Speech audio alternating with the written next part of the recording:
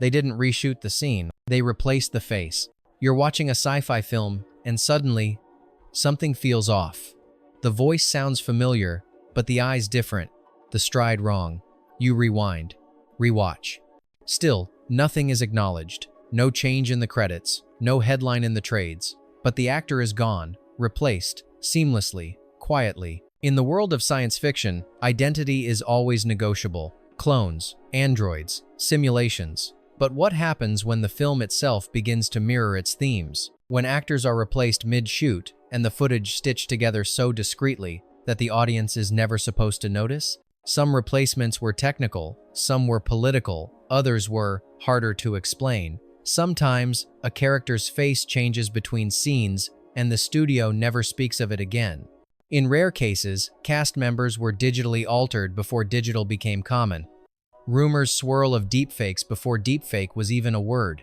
This isn't about simple reshoots. This is about deliberate disappearances, performers removed from their roles, often without reason, leaving behind a trail of fragmented frames and distorted memories. So tonight, we step into the uncanny 15 sci-fi films where the cast changed midstream and no one was supposed to notice. Some edits are seamless, others are haunting, but each one leaves a question hanging in the air. What were they trying to hide? Let's take a look. 1. The Visitor, 1979. The child changed mid-scream. No one ever mentioned it again. The Visitor is a fever dream of cosmic horror, evil children, and telekinetic battles between light and dark. It's confusing by design. But one scene, so fast, so jarring, goes beyond dream logic and into production anomaly. During a climactic confrontation, the possessed young girl Katie levitates mid-air, eyes glowing. She screams.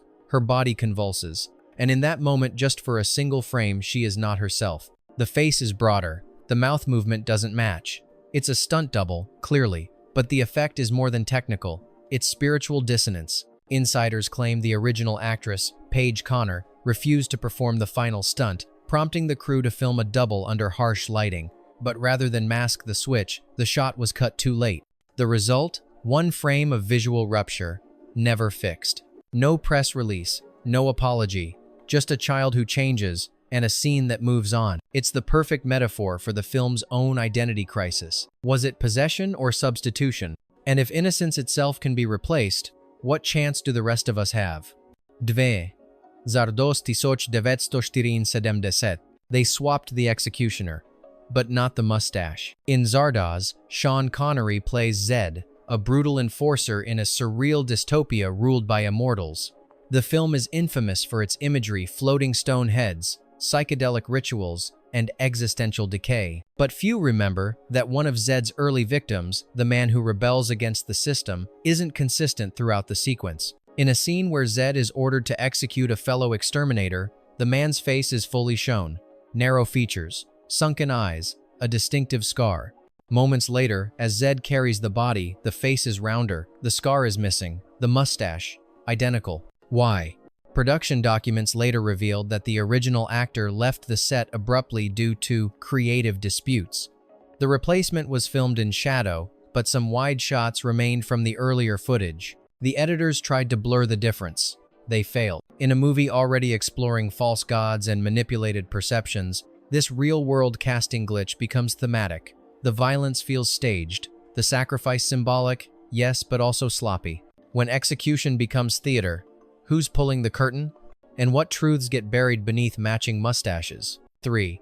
The Man Who Fell to Earth, 1976. She was his wife, until she wasn't. In Nicholas Roeg's hypnotic tale of alienation, David Bowie plays Thomas Jerome Newton, a stranded extraterrestrial whose detachment from humanity deepens across each act. But there's one moment where the film detaches from itself. Mary Lou, Newton's love interest, is portrayed by Candy Clark. She grounds him, humanizes him, but in one brief scene, sandwiched between emotional breakdowns, she walks past Newton in a hotel corridor. Her face is mostly turned, her movements stiffer, her presence diminished. The voice is dubbed, the hands don't match.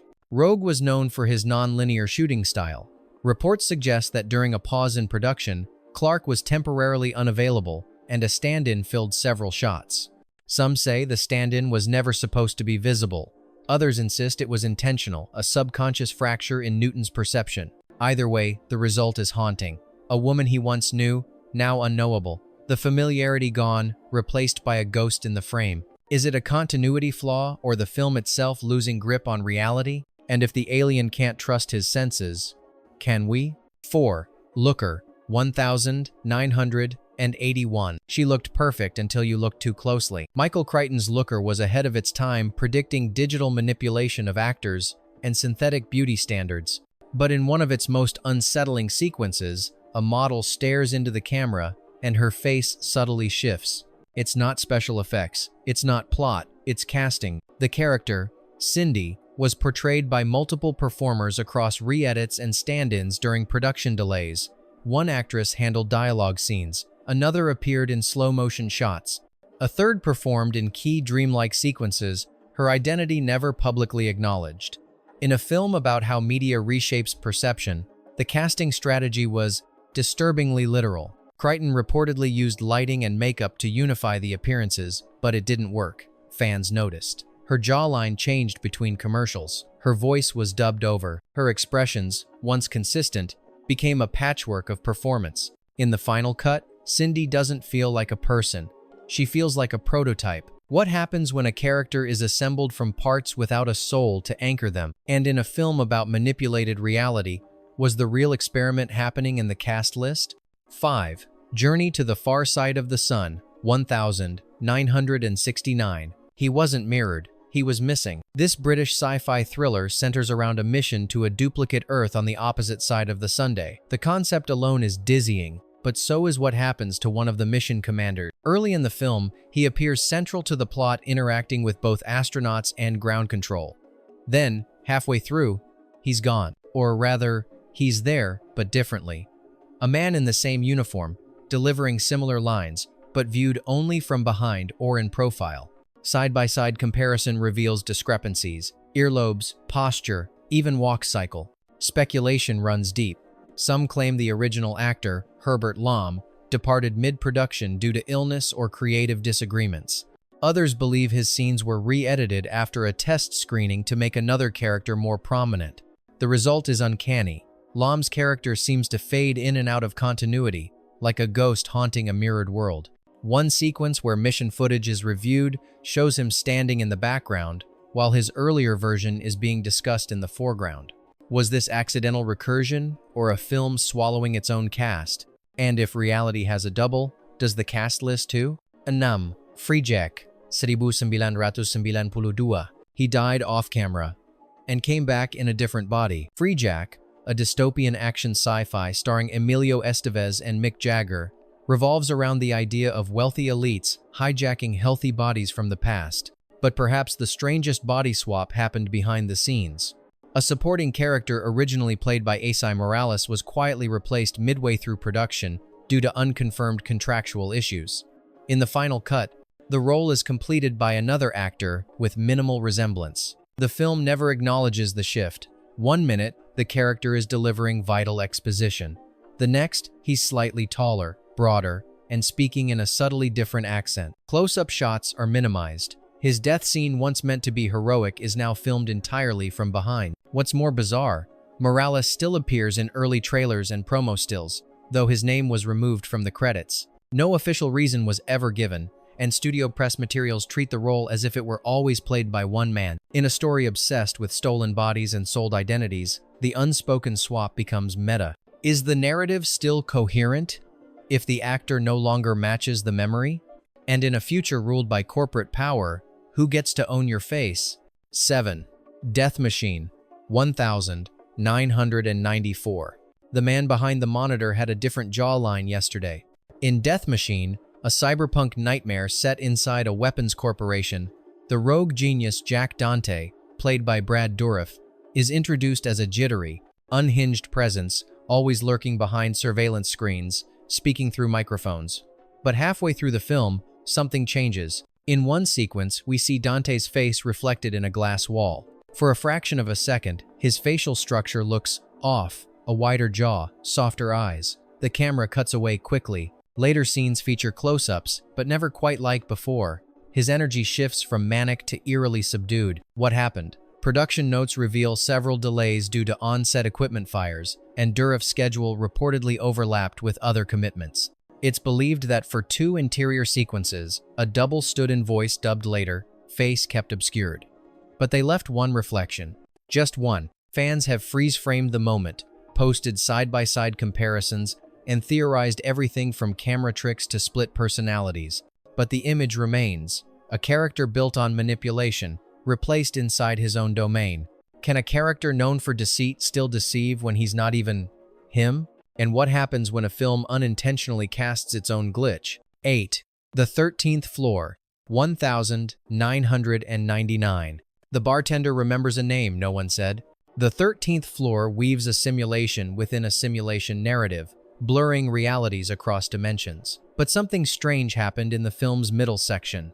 A character named Jerry Ashton, essential to the plot's second act, undergoes a shift. His voice tone deepens, his mannerisms change, his eyes lose warmth. The original actor, Vincent D'Onofrio, plays dual roles in the film, one real and one simulated. But fans noticed inconsistencies in one of those portrayals, especially in scenes filmed late in the schedule. One shot from the bar shows Jerry speaking without lip movement. Another frames him from behind during emotional delivery, a classic sign of overdubbing. Rumors suggest that a stand-in was used for a full week of shooting after D'Onofrio suffered a minor injury. The studio denies this. Yet early press stills show someone else in his costume, a man never identified, never credited. In a film where digital copies of people become real, the meta-commentary is too rich to ignore. Did the 13th Floor accidentally prove its own point? And what does it say when the man being simulated is already someone else? 9. Gattaca, 1997. She appears, then doesn't, then someone else is her. In Gattaca, a film obsessed with perfection and engineered identity, the casting was itself a study in alteration. Irene, played by Uma Thurman, stands as the emotional core of the narrative. But attentive viewers have flagged odd inconsistencies, particularly in background interactions, angles, and lighting. One example, a scene in the genetics facility where Irene walks past Vincent. Her posture, gait, and profile suggest it's someone else. The next shot restores her usual presence. Another moment shows her watching a rocket launch, but her eye color briefly shifts. It's subtle, almost imperceptible, but enough to spark theories. The behind-the-scenes story adds intrigue. Production logs confirm several scenes were reshot late into post-production, after Thurman had already begun other filming commitments. A body double was used for some pickup shots, face obscured, movement imitated, but in at least one instance, the final cut retains a half-second of the double's profile. It's not a plot hole, it's a DNA mismatch. Fitting, for a film about genetic imposters. When even perfection requires a stand-in, what's left of the self? And when a double becomes canon, do we even remember the original? 10. The Keep, 1983. He died on screen, then reappeared 2 scenes later. Michael Mann's The Keep is infamous for its troubled production, rushed edits, missing footage, and an unfinished score. But few talk about its strangest anomaly, a character who seems to return from the dead. One of the Wehrmacht soldiers is brutally killed during a supernatural attack in the titular keep. The moment is graphic. His corpse is shown. Then, he's back. Not a twin, not a ghost, just there, standing, alive. In a later scene, no explanation. Even more puzzling, the camera never lingers on his face again. His lines are reduced to single words, his role minimized. Some believe this was due to haphazard editing after the death of special effects supervisor Wally Vevers, which forced a major reconfiguration of the film. Others whisper that scenes were reshot using the same actor for a new role due to budget constraints. But the effect is chilling. A man clearly dead, suddenly living again, wordless and backgrounded. Is it a mistake? Or a deliberate echo of the film's themes: fascism, resurrection, and forgotten identities? And in the chaos of post-production, who decides which deaths stay dead? 11. Screamers, 1995. He walked into frame. No one asked where the other guy went. Set on a desolate mining colony overrun by self-replicating killer machines, Screamers thrives on paranoia and identity confusion. But one of its subplots takes that confusion off the screen. A supporting character named Becker, introduced early as a key soldier in the unit, abruptly disappears halfway through the film. His narrative thread is never resolved. In later scenes, a near-identical soldier appears, performing the same function, same weapon, same rank, different actor. The switch is never addressed. Behind the scenes, reports surfaced that the original actor was dismissed due to visa issues during an overseas shoot, but rather than rework the plot, the production inserted a stand-in. Old footage remained. The character's name was reused in the shooting script but changed in post. In some versions of the international DVD, the subtitles even mismatched the spoken names. This wasn't just a continuity error, it was a case of erasure. A human placeholder dropped into a story about artificial stand-ins. Is the real horror in Screamers the machines, or the invisible hands behind the credits? And if a character vanishes with no fanfare, how many others have been wiped from memory? 12. Millennium, 1989. The stewardess didn't blink, neither did the replacement. Millennium, starring Chris Christopherson and Cheryl Ladd, tells the story of time travelers abducting people moments before disasters, replacing them with bodies that will perish on schedule.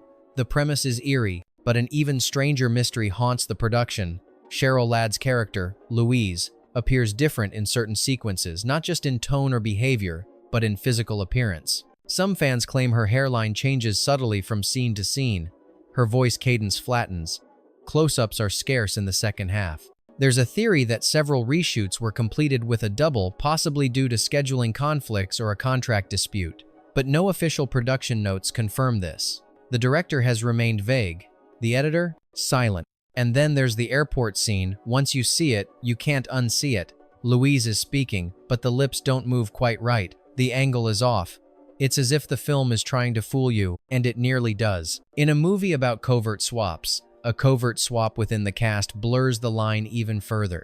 Did the filmmakers hide a casting patch, or were they embracing their own fiction? And if even your character can be replaced in a story about replacements, who's writing the rewrite? 13. Solar Crisis, 1990. He was in the trailer, but not in the film. Solar Crisis was meant to be a big-budget sci-fi thriller, global catastrophe, interplanetary mission, and a star-studded cast. But what audiences got was a butchered release haunted by missing footage, re-edits, and actors who seemed to fade out mid-narrative. The biggest anomaly, Jack Palance. He's prominently featured in early promos and even shown delivering cryptic warnings in early cuts. But in the final theatrical release, his role is drastically reduced, some say entirely reshot, using alternate footage and stand-ins. Scenes where he once interacted with lead characters are awkwardly spliced, often cutting away just before his face should appear. Behind the scenes, the production was reportedly plagued by clashes between the Japanese financiers and American producers. The original director was replaced. Multiple versions of the film exist, none definitive. Palance's character, part prophet, part saboteur, was rewritten so many times that his presence became a ghost. Some versions of the film include glimpses of him in reflections, on blurry monitors, or in voice only. Others erase him completely, and yet, his absence echoes louder than any line of dialogue. When a character vanishes without comment, are we witnessing artistic revision or a digital disappearance by design? 14. Slipstream, 1989. Her face glitched for a frame. Not a technical error, something worse, denial. In Slipstream, a post-apocalyptic film starring Mark Hamill and Bill Paxton, there's a supporting character named Belitsky, a stoic enforcer partnered with Hamill's bounty hunter. She appears cool, distant, almost unreal. But attentive viewers notice that in several scenes, her face seems inconsistent. Angles don't match. Facial movements feel off.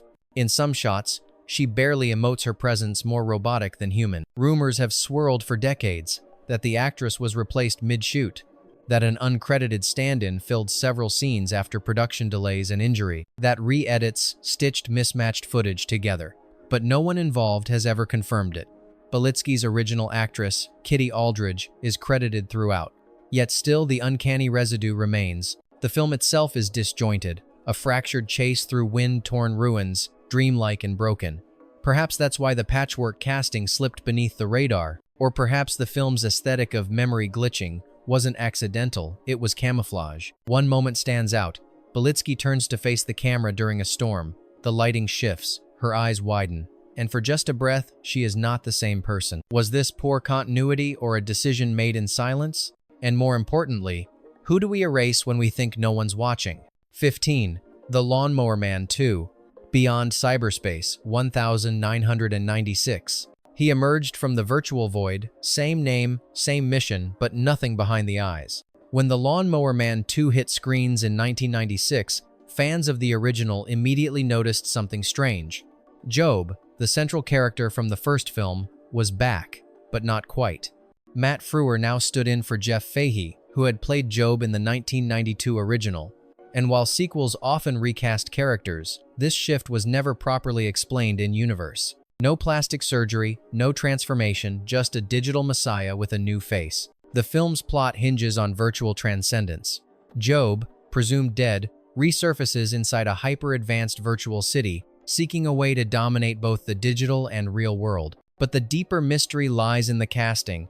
Frewer brings a manic energy, completely unlike Fahey's haunted, broken Job.